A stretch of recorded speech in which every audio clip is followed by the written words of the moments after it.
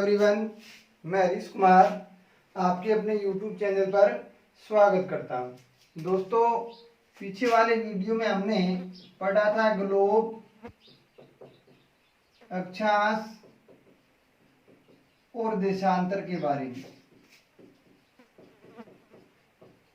तो दोस्तों, इसी टॉपिक को आगे बढ़ाते हुए आज हम चर्चा करेंगे महत्वपूर्ण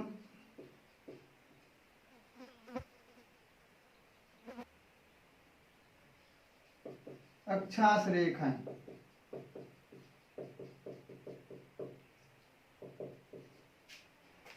हमने पीछे वाले वीडियो में देखा था कि कुल अक्षांश रेखाओं की संख्या होती है 181। उसमें से कुछ महत्वपूर्ण अक्षांश रेखाएं जो हमारे लिए महत्वपूर्ण हैं उनको लेकर हम चर्चा करेंगे। तो महत्वपूर्ण अक्षांश रेखाओं में सर्वप्रथम एक नंबर पे हम चर्चा करेंगे 0 डिग्री अक्षांश रेखा की। 0 डिग्री अक्षांश जिसे हम कहते हैं भूमध्य रेखा,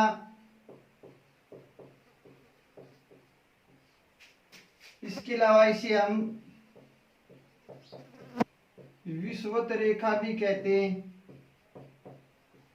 और इसे अंग्रेजी में कहते हैं इक्वेटर। तो दोस्तों, 0 डिग्री अक्षांश रेखा वह कौन सी अक्षांश रेखा है? तो दोस्तों, ये हमारी है पृथ्वी का काल्पनिक प्रतिरूप। ऊपर की ओर नॉर्थ, नीचे की ओर साउथ, दाईं ओर पूर्व और बाईं ओर पश्चिम। पूर्व से पश्चिम बिल्कुल पृथ्वी के बीचों बीच खींची गई अक्षांश रेखा क्या कहलाती है? 0 डिग्री अक्षांश रेखा। 0 डिग्री अक्षांश रेखा, इसे हम भूमध्य रेखा भी कहते हैं। भूमध्य रेखा क्यों कहते हैं? क्योंकि देखो, ये भूमि के बिल्कुल मध्य से होकर गुजरती है, जिसके कारण इसको हम भूमध्य रेखा कहते हैं। बात आती है इसे विषुवत रेखा क्यों कहते हैं? तो दोस्तों, जो 0 डिग्री अक्षांश है हमारा, जो भूमध्य रेखा है, यहाँ पे सूर्य की किरणें वर्ष भर क्या गिरती हैं? लंबवत, जिसके कारण इस मध्यवर्ती क्षेत्र में दिन बराबर रात, ये जो आपकी भूमध्य रेखा है, यहाँ वर्ष भर दिन और रात की अवधि वो समान रहती है। और दिन और रात की अवधि समान रहती है, उसे हिंदी भाषा में कहते हैं विषुव। आप जब कभी हिंदी का अध्ययन करें तो विषुव शब्द का अर्थ देखोगे तो विषुव शब्द का प्रयोग दिन बराबर रात के लिए किया जाता है। तो यहाँ पे 0 डिग्री अक्षांश है, यहाँ पे दिन और रात बराबर हैं, अर्थात विषुव है, तो इसलिए हम इसे विषुवत रेखा भी कहते हैं। अब देखो दोस्तों, मैंने आपको बताया भी यहाँ सूर्य की किरणें लंबवत गिरती हैं, लेकिन पूर्णतः लंबवत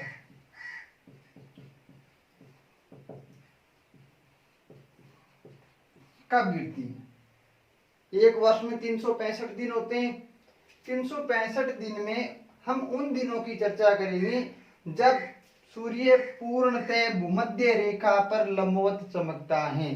तो देखो, वर्ष में 2 दिन ऐसे आते हैं, 21 मार्च और 23 सितंबर।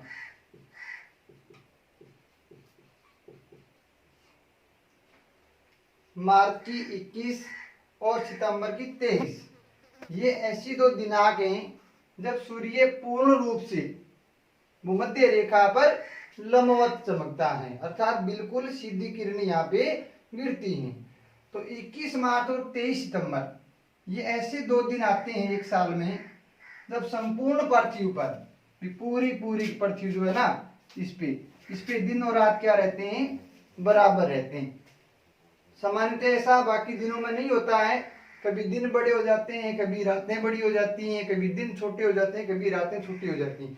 लेकिन 21 मार्च और 23 सितंबर ये ऐसी 2 तारीख हैं उस ऐसी स्थिति में आपको दिन और रात सदैव क्या बताने, संपूर्ण पृथ्वी पर बराबर बताने। जो 0 डिग्री अक्षांश रेखा है, जो भूमध्य रेखा है, ये हमारी पृथ्वी को दो भागों में बांटती है, उत्तरी भाग और दक्षिणी भाग। उत्तरी भाग को हम कहते हैं उत्तरी गोलार्ध,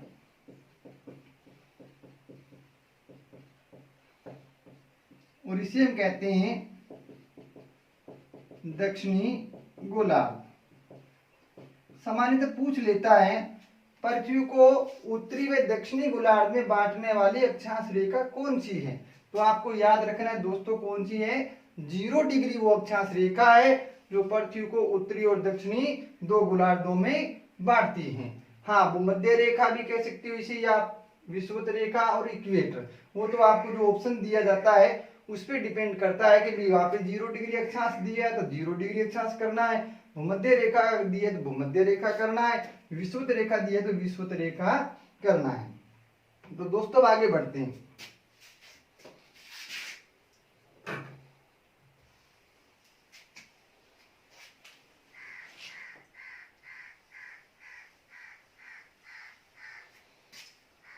अब हम बात करेंगे जो भूमध्य रेखा है, यहाँ की क्लाइमेट जलवायु कैसी रहती है साल भर, जलवायु में कुछ परिवर्तन होता है या एक पूरे वर्ष समान बनी रहती है। तो देखो दोस्तों, मैंने अभी थोड़ी देर पहले आपको बताया था कि भी यहाँ वर्ष भर सूर्य की किरणें लंबवत गिरती है, अर्थात जब आपके सिर पे सूर्य चमकेगा तो आपको ठंड लगेगी या गर्मी, तो स्वाभाविक है गर्मी लगेगी। गर्मी को हम कहते हैं उष्ण।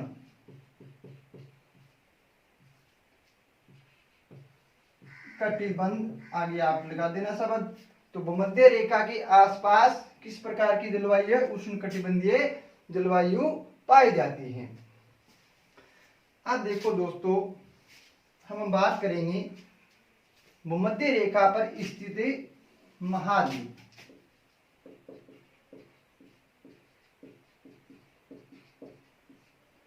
चलो इससे पहले एक बात मैं और बता देना चाहता हूं, जो 0 डिग्री अक्षांश है हमारा, अर्थात भूमध्य रेखा, इसको एक नदी 2 बार काटती है, लगभग यहाँ पे है। अफ्रीका महाद्वीप में एक नदी है,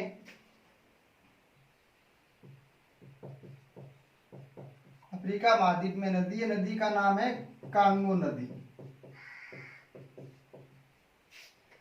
कांगो नदी भूमध्य रेखा को 2 बार काटती है, जो अफ्रीका महाद्वीप के कांगो देश में स्थित है। इस नदी का एक दूसरा नाम भी हमारे समक्ष आता है, वो है जायरे।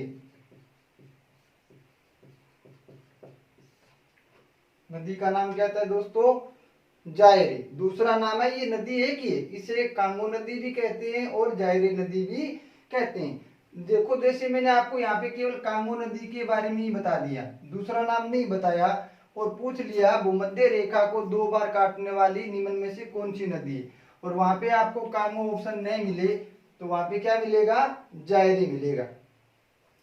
अब हम बात करते हैं भूमध्य रेखा पर स्थित महाद्वीप। तो हमारी जो भूमध्य रेखा है इस पर कुल मिलाकर 3 महाद्वीप आते हैं। कितने महाद्वीप आते हैं, 3। कुल 7 महाद्वीप आपको पता है, 7 में से केवल ये 3 महाद्वीपों से होकर गुजरती हैं। उन तीनों की बात करें तो यहाँ पे आपका आता है 1 नंबर पे, पूर्व से ले लेते हैं एशिया।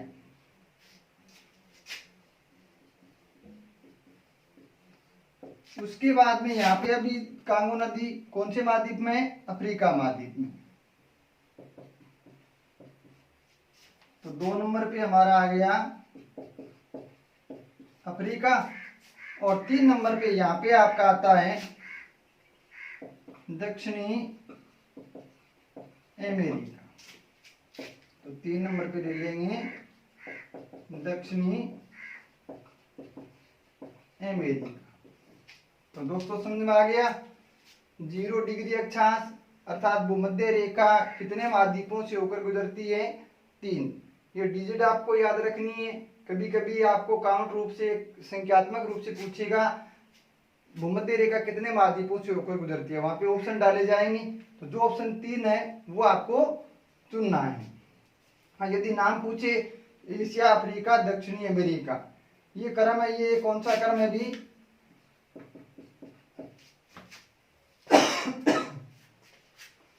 पूर्व से पश्चिम। कभी कभी क्रम भी पूछ लेता है। हाँ, इसका प्रतिलोम यदि आप पश्चिम से पूर्व की ओर करें तो पहले दक्षिणी अमेरिका नाम आएगा, फिर अफ्रीका आएगा, फिर आएगा आपका एशिया। अब हम बात करेंगे भूमध्य रेखा पर स्थित देश।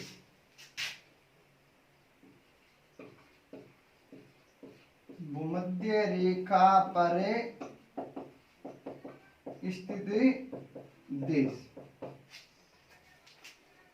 भूमध्य रेखा पर स्थित देशों के काउंट की बात करें तो वो है 12।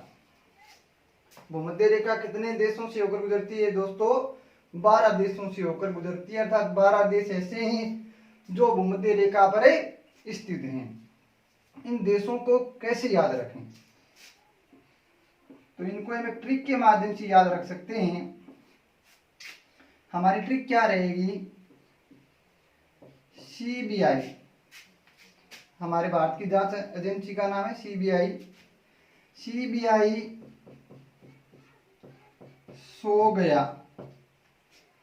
वैसे सीबीआई कभी सोता नहीं है, लेकिन हमें तो यहाँ पे केवल 12 देशों को नाम कैसे न कैसे याद करना है। सीबीआई सो गया। अब देखो, कोई भी व्यक्ति ऐसे तो सोएगा नहीं, उसका कारण तो होगा। तो सीबीआई सो गया, काका की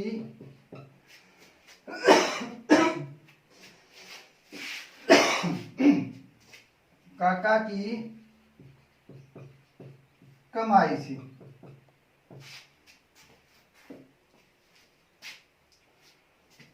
सीबीआई सो गया काका की कमाई से। एक दो बार आप अनुसरण करोगे तो याद हो जाएगा अच्छे से। तो सबसे पहले यहाँ पे 1 नंबर पे आता है सी। सी का अर्थ हम लेते हैं कै,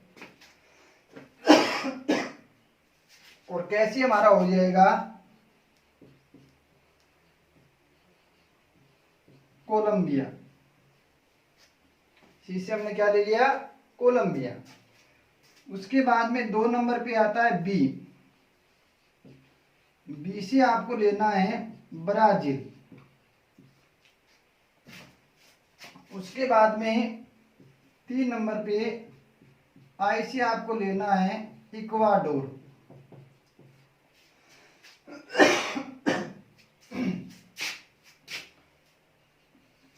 आगे बढ़ते हैं।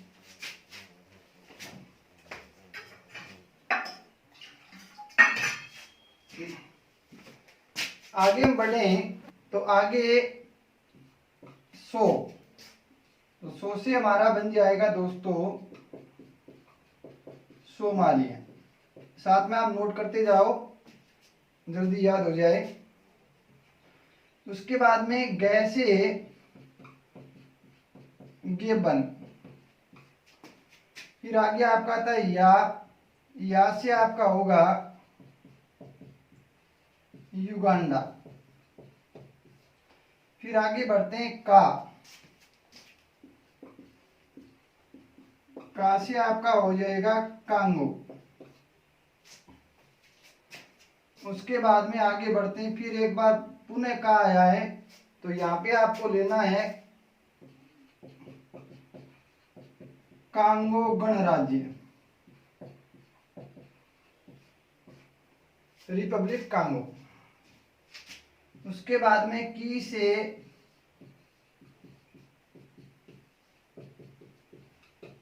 केन्या। फिर आगे बढ़ते हैं कै से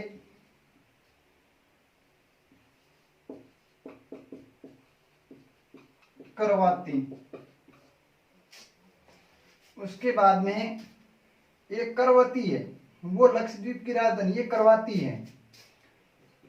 आगे बढ़ते हैं दोस्तों, तो आगे आता है माँ। भारत का पड़ोसी देश, समुद्री सीमा से लगता है, ये जलीय सीमा से मालदीव। उसके बाद में अंतिम जो है वो है ई से, आप समझ में गए होंगे शायद, इंडोनेशिया। जो विश्व का सबसे बड़ा द्वीप समूह भी है। तो दोस्तों भूमध्य रेखा पर कुल मिला के कितने देश आते हैं? 12 देश आते हैं। याद कैसे रखेंगे? CBI हो गया, काका की कमाई से, C से कोलंबिया, B से ब्राजील, I से इक्वाडोर, सो से सोमालिया, गे से गेबन, यहाँ से युगांडा, का से कांगो, फिर का से कांगो गणराज्य, की से केन्या, कै से करवाती, मा से मालदीव और ई से इंडोनेशिया।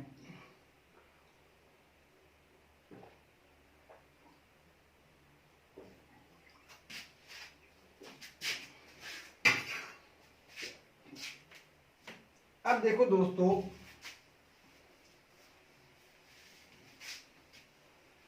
जो 0 डिग्री अक्षांश जो भूमध्य रेखा है, इसकी लंबाई की बात करें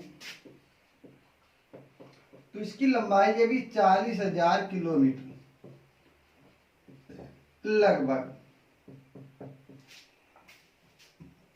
ये आपको पूछ भी ले, भूमध्य रेखा जो अक्षांश रेखा है उनमें सबसे लंबी रेखा है।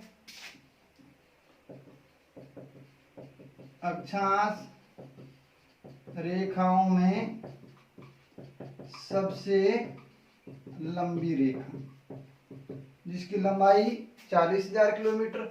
अब देखो दोस्तों, यहाँ पे मैं आपको बता रहा हूं, वह पहला विद्वान जिसने भूमध्य रेखा की लंबाई जानने का प्रयास किया। भी आज के दिन तो हम याद कर लेते हैं कि 40,000 किलोमीटर लंबी है और सबसे लंबी अक्षांश रेखा है, लेकिन उस पहले विद्वान का नाम भी आपको याद होना चाहिए। तो भूमध्य रेखा की लंबाई जानने का पहला प्रयास किया था इरेटोस्थनीज। किसने दोस्तों? इरेटोस्थनीज, जिसे व्यवस्थित भूगोल का जनक भी कहते हैं, जिसने जियोग्राफी शब्द का प्रयोग भी सर्वप्रथम किया था, और इन्होंने ही सर्वप्रथम भूमध्य रेखा की लंबाई जानने का प्रयास किया था। अब देखो दोस्तों, ये जो भूमध्य रेखा है ये पृथ्वी पे, ये हमारी पृथ्वी है, इस पर हम इसको खींचेंगे तो ये एक वृत्त बनेगा। क्योंकि मैंने आपको बताया भी था पीछे, प्रत्येक अक्षांश रेखा पृथ्वी पे किसके रूप में है? वृत्त के रूप में। जैसे हमने ये 0 डिग्री अक्षांश रेखा खींचेंगे चारों ओर, तो ये क्या बनेगा? वृत्त बनेगा, जिसे कहते हैं हम विषुवत वृत्त। अब बात रही कि जो प्रत्येक अक्षांश रेखा है वो वृत्त के रूप में है। कुल अक्षांश वृत्तों की बात करें तो हमने पीछे वाले वीडियो में आपको बताया था 179। इन 179 अक्षांश वृत्तों में सबसे बड़ा वृत्त कौन सा है? विषुवत वृत्त सबसे बड़ा वृत्त है, जिसकी परिधि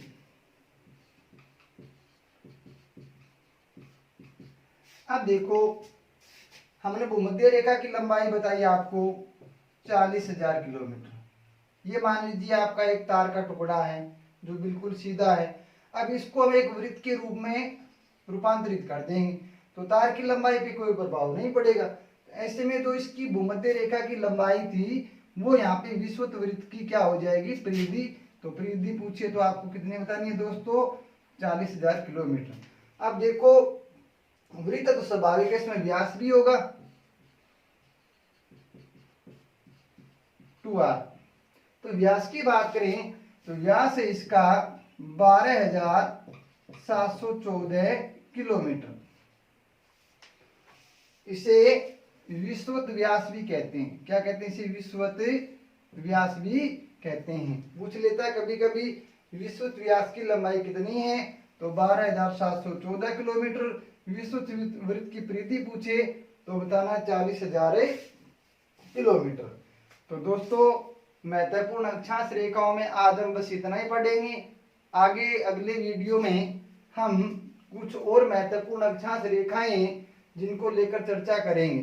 तो दोस्तों, वीडियो अच्छा लगा तो वीडियो को लाइक व शेयर करें, व हमारे चैनल को आप सब्सक्राइब करें और बेल आइकन को दबाएं। धन्यवाद।